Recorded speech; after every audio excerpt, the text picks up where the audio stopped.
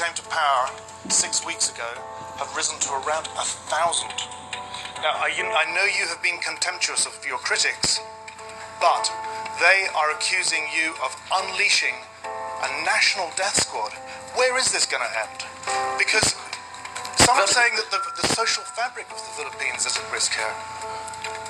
Good. That's a very good question. Because the other past, in the distant past, no police was ever willing to really work and risk his life. You know, it was a practice before. That's why I said I take full responsibility. You know why? Because they are now encouraged and even brave enough to have a shootout. The standard practice in this system of government is that when you accuse him, they would always file a counter charge and say there was due process or that they were unarmed and anything, any answer that could give a leverage. And ordinarily, and you can check this out in the courts, they have to use that leverage against the poor policeman. Now, remember, in this country, no lawyer is provided for the policemen and the other men and the security officers when they get into trouble with the law. They are left at the mercy on their own. That was the policy before, and in the previous ones, they are left behind. So when I was mayor, I told them, go ahead, do your duty. But if you feel that you're in carrying out your duty, you will get killed. My God, shoot him first. And they were protected here, and there were cases filed, and I provided the lawyer. And for the time that they are suspended, that is why they are afraid. They face charges in court, then at the same time, when they are accused, they lose the job because they are suspended. And for the time that they are suspended, and the hearing of cases can take you to eternity, as low as it can ever be, the family is not without food. With respect, sir, you as a lawyer know Yes. better than any of us how important this principle of innocent until proved guilty is. Look, Padilla said 2 years ago, there are 3 million addicts in this country. That was the last figure. Nobody cared to find out. Now it's my time. So, 2 years ago, between 2 years ago and now, how many do you think were hooked into drugs? Let us give it incremental increase of about, just be liberal about 700,000. So 3,700,000. And the confirmed 600,000 now was surrendered and took the test for drug addiction. How do you call it? Just a problem? Is just a police problem? Or is it really a crisis for this country? It's not even epidemic, my friend. It is pandemic. So what am I supposed to do as a president? Empower the military and the police, for after all, they are there to protect the integrity and preserve the people of the Philippines. At the risk of gun law, sir. It can happen. It happens in America. They're shooting the blacks there. It shows on TV. It shows on TV. What's the difference between America and the Philippines? Nothing. So what is surprising here is surprising to us. We say policemen, they're shooting a black guy there. How many times had it happened in the past? That's why you have the violent demonstration. So, would it surprise you and me? Almost the same. 1 case only, 3 cases here. So what? It involves the same principle. Say for every 1 black there dead, you have about 5 here. And so, does it make this world more livable because there is less killing? When you shoot a black there dead, what is that? Is that not appalling? When you bomb Syria and Iraq and you kill communities and you kill children and old people and hospital, what is it? And why is it that United States is not doing anything? I do not read anybody in that stupid body complaining about the stench there of that. Look at the iconic boy that was taken out from the rubble. And he was made to sit in the ambulance. And we saw it. So what's the difference? Life of a criminal, or maybe he was really rough out. We cannot discount it. But what do you think what the Americans did to the black people there? Is that not rubbing out also? I say, well, it was just one community there, one state of America. Well, but you have there about 10. So what's the difference? Are we here for the counting or the basic principles of human rights? Almost the same. Okay, thank you, sir. Sir, last question from Doris, though. Sir, yung balik tayo kay De Lima, yung sa sinabi niya, meron na po ba kayong mga nakalinya o meron na kayong kinakausap na mga to strengthen your case against her, na mga preso o warden who would testify against De Lima? And are you or are your agencies making efforts to track down the driver and to get him as a No, witness? I will not do that. She knows where lover is, so leave her at that. What we have is the intercept, but the intercepts cannot be used in evidence. That's illegal. Meaning to say, you can do the intercept, but it cannot be allowed in evidence in court. But in this, the recto lawyer says that you cannot even try it. But that was the time when you were using landlines. It's now free. It's a free enterprise now with the advent of digital age. You can siphon any of the conversation. China is doing it. America is doing it. Great Britain is doing it. Everybody is doing it with the power to listen. They have the machines. There's a law. You cannot prevent them. But then, you cannot use it in court because it would not be acceptable. So if I just listen and say to you, and say I cannot reveal it, you must remember that I signed an executive order without waiting for Congress, the right to information. And in that executive order, I allowed everybody to even to look at the diapers in Malacanang. You have now the access to all documents you need to know if there is corruption or not. And that is my desire to do away with corruption. Now, can I now go to court and file a case? No. That is not my job. My job is in the higher, the president shall do everything in his power to protect public interest.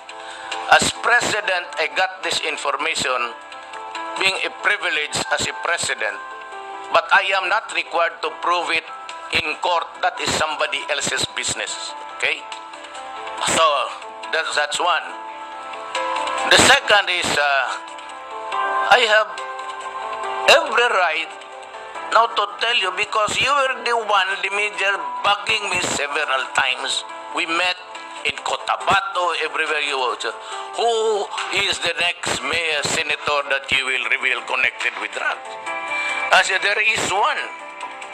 And I told you, wait, because I have to do something about this. First of all, you have to ask the permission from the country who provided it to just mention it without naming. But that country is really also mad at De Lima because she's involved in drugs. Every country is mad. Even China, they even execute people. Indonesia, Malaysia, they hang them. Philippines have been asking for the restoration of the death penalty. So, if I were a soldier, I'll give you a classic case. I am a soldier. I'm assigned at Holo, Basilan, fighting the Abu Sayyaf. I work very hard for this country. Then my salary is given to my wife. She sets up the house, send the school children. While I am fighting to preserve democracy in this country, he knows now, suddenly, that his daughter got raped. That his daughter got killed because of the drug. Tell me now, because this is really what happened. If I were the lawyer, if I were the soldier, if I go back to see the child raped, my daughter raped, dead, stiff, dead, inside the coffin. And he said that he was raped by those. What do you think I will do? I will ask the president permission. Mr. President, I have to kill these people. So why is it widespread? You know, when generals are involved already, when everybody, almost all of the policemen in region 4, there are 400 all in all, 100 in the same town. 600, 100 only in one town. How do you cope up? Policemen into drugs. And so that is why you see many policemen are also killed in police operations. Because he does not surround himself and is a drug lord. So, policemen are there. The Middle East guys. 3 million of our fellow human beings, they're Filipinos. One father is working in Qatar, the other is working in Saudi Arabia. They work their ass to death to send money, only to discover during one of the rare visits that they are allowed to realize that the son is already hooked in Cebu and is longer places. Does the lives of 10 criminals really matter to me? If I am the one facing the grief, would 100 lives of this idiot would mean anything to me? I was a prosecutor once, but if somebody raped my daughter because he was hooked into drugs and killed my daughter, my God, I will kill you. Let it be known to everybody. Sir. You despoil the body of my child, then you expect me just to kill 3 because there are 100. Okay, I'll just kill 3 because that would be a fair exchange of lives here. Can you measure an anger? If I were a policeman, you killed my son. If I were a soldier, you killed my wife and family, you'd wipe them out. Could I measure that anger by just about maybe 200 lives? Even the Americans thought that it's good.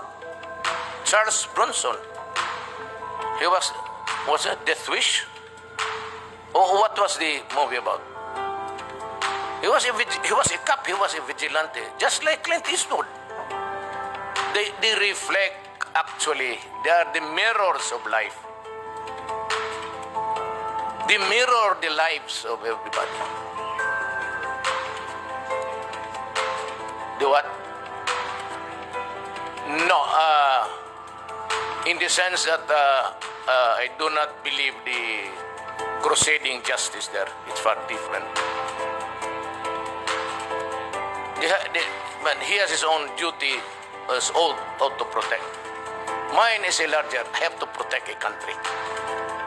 He simply is appalled, and he has pity to the fellow Americans who die needlessly in the hands. They are law-abiding citizens. They do not carry arms because they obey them. And yet they are waylaid, they are killed for nothing. They are being, there's a stick up, and then you see, there's a camera, there's a lady going out of the apartment, and she ends up dead. So, on the average, that policeman has that paradigm of, what's happening to this fucking thing? Then the serial rapists are sent to jail.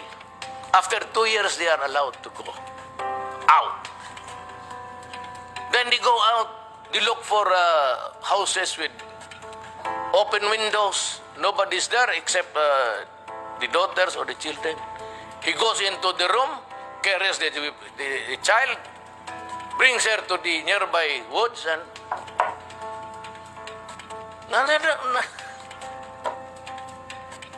what is true there is true here.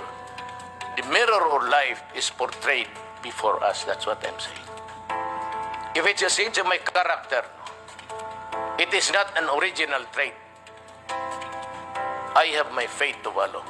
I've been telling everybody, you cannot build a nation over the bones of your citizens. But with the crisis of 3 million, plus the 500 that are now addicted, what kind of mirror do you want to portray your anguish and anger?